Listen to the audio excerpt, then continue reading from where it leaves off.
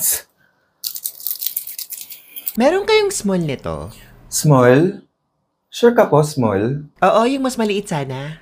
Naka-large. Wait lang po, ma'am. Check ko lang po kung meron kaming small.